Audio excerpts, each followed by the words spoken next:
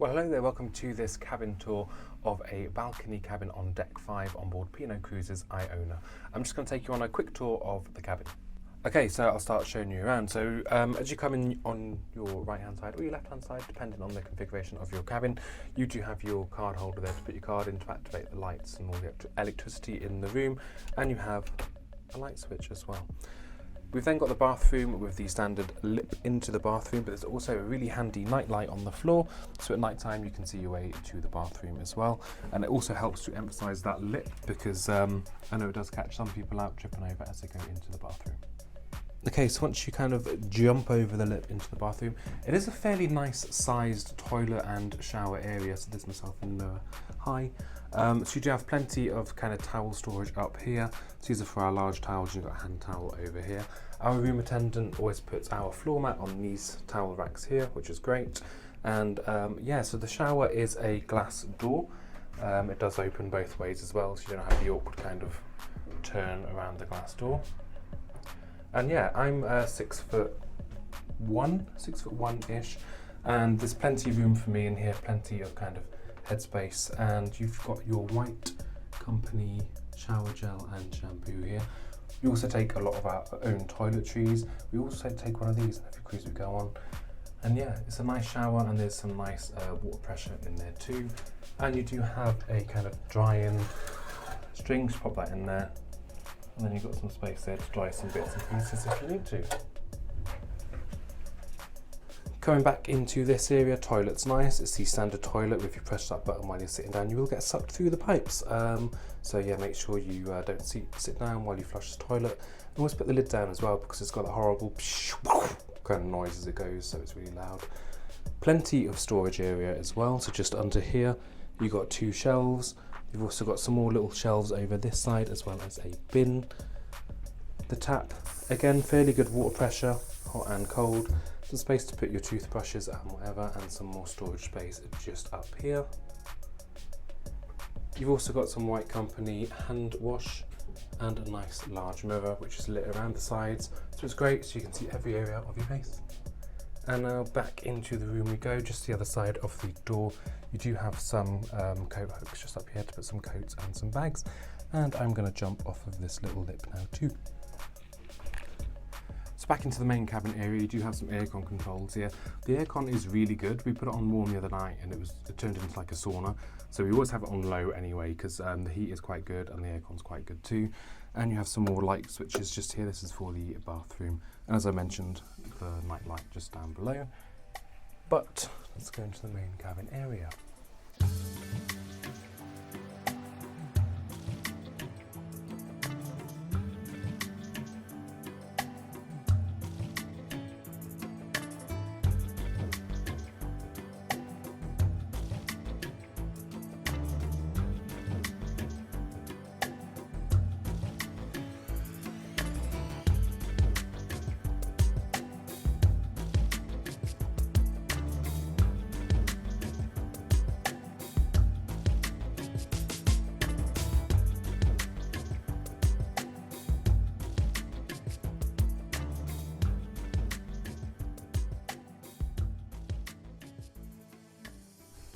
Now this is a fairly large cabin, like there's quite a lot of space in here. It's not as long as Anthem of the Seas, the cabin we had for our transatlantic cruise.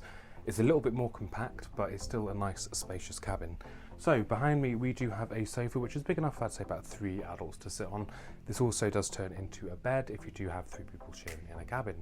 Some of these cabins do have a fold-out bed which comes down from the ceiling. This cabin does not, but we are on deck 5, so I think that might be higher up in the on the ship. I'm not entirely sure where those cabins are, but yes, we do have an extra bed here, so that's quite handy. So just behind me as well, we do have some storage areas. So quite a lot of storage on this ship. There's not that many hangers, but I do believe we didn't need that many, but you can ask for some more and I'll give you some more hangers to put up. You've also got life jackets up here, so you can have 3 people in this room, so we've got 3 life jackets as well. We use this to put all of like our shoes, I would say our dresses, but we don't wear dresses. So all our shirts are in that one, and a nice full-size mirror just here too. This one, again, pretty standard. Please do not judge us for our big box of heroes. It's Christmas, so it's only right to have that. Add some more storage space, and then just in this final one here, we have a safe. There's also some more hanging space just down here for some more t-shirts and whatever you want to hang up really. You do have these lights as well, which turn off by the switch just down below. Nice, it helps to kind of brighten up the room a little bit. But now onto the desk area. You might think it looks a little bit messy. That's because we decided to kind of live in the cabin before doing a room tour to kind of talk about its practicalities. So the desk space is quite nice. It's obviously a Christmas cruise, so we've got a little tiny Christmas tree with some lights on it as well. You do get a kettle and you get some tea and coffee making facilities. So you get tea, coffee making facilities, as well as cups and some mugs, teaspoons, and some biscuits, which we've kind of been storing in our cupboard every day, so we can take them all home with us at the end of the cruise. Just underneath, we do have a fairly large mini fridge in here, which we've just got a couple of drinks that we've bought during our port days, and some more storage space just on that side there as well. What I do feel like it's missing is a little desk to kind of pull stuff out, because obviously we've got all our plugs and chargers up here, but there's a lot of kind of clutter, whereas I'd like to have a drawer just to chuck it all in and then close it and not be able to see it. And then just behind me we do have this large flat screen TV, which does pull out, so if you let, ooh, we pulled it off the wall. So if you're laying in bed, you can turn it so you're not kind of like turning your neck to be able to watch the TV, which is also quite handy. And talking of this TV, plenty of choices for things to watch on there. Not only do you have your channels, you've got free movies, free TV shows, etc. It's quite great. You've got a telephone here. On this telephone you can ring for your My Holiday planning, for your dining reservations, entertainment, room service, and you can also call cabin to cabin, which is quite handy if you're travelling with other people. You do have some more cupboards just underneath. I'm going to sit on the bed to do this so because it's easier. So this one, again, don't judge us. This is our snack cupboard. So it's not, you don't get this included, this is the stuff we've put in here ourselves, but we use this just to put our food, because we always take food on board with us, so some chocolate and crisps, etc. But yeah, it's quite nice to have all this storage. The next thing to talk about in the cabin is these beds. They're quite long beds and they're quite nice, so you can have them in either a twin or a double configuration. We always go for a twin first and move it into a double, because we prefer to have our own duvets, because I like to steal Dan's duvet overnight. And the beds are fairly large. I'll just kind of like show you. So I'm 6'2". I don't always have my shoes on the bed either, but did I just say I'm 6'2"? You did just say you were. I just added an extra inch onto my height. I'm about 6'1", and still generous.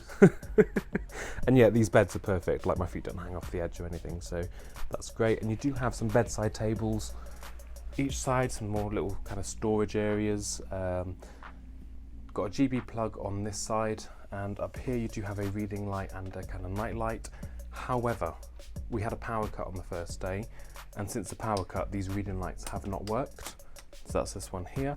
And it's also got a USB charger underneath, and on both sides of the bed, neither the reading lights nor the USB charging sockets actually work, only this light up here.